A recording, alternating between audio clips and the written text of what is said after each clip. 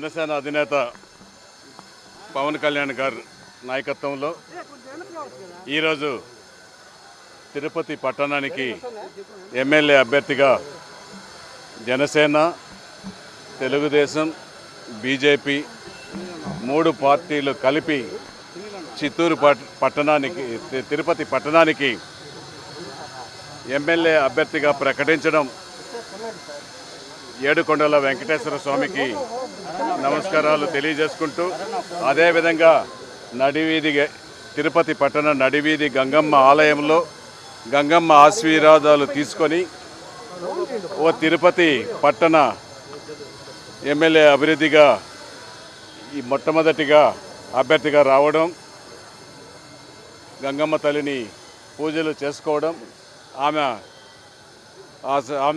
కోరికలు ఖచ్చితంగా కూడా గంగమ్మ తల్లి తీసుకొని ఆమె ఆశీర్వాదాలతో ఈరోజు తిరుపతి పట్టణంలో అందరినీ తెలుగుదేశం, బీజేపీ, జనసేన మూడు పార్టీలు ఉమ్మడి పార్టీలు కలిశాయి.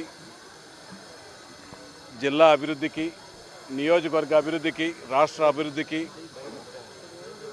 అగ్రనాయకులు కలిశారు. ఖచ్చితంగా కూడా రాబోయే 5 ఏళ్ల కాలంలో ఉమ్మడి ప్రభుత్వం ఆంధ్ర రాష్ట్రంలో ఏర్పడుతుంది.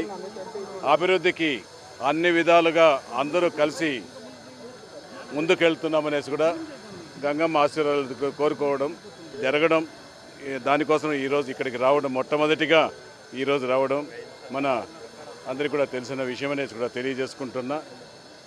జై జనసేన. లోకల్ నాన్ లోకల్ అనే పోస్టర్లు వెళ్తాయి. నాన్ లోకల్ అభ్యర్థి మాకు వద్దంటూ ఒక నినాదం అయితే బహిరంగంగా వినిపిస్తాం.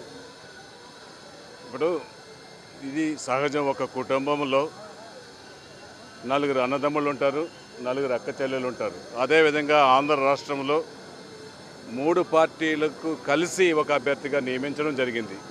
అది తిరుపతి పట్టణంలో జనసేనకు వచ్చింది. అందులో భాగంగా జనసేన అభ్యర్థిగా రావడం, తెలుగుదేశం ఇంతవరకు కష్టపడుతున్న నాయకులకు, అదేవిధంగా జనసేనలో కష్టపడుతున్న నాయకులు, బీజేపీలో ఉన్న నాయకులకు కూడా కొంచెం అవకాశాలు కోల్పోయనే బాధన, ఆవేదన ఉంది.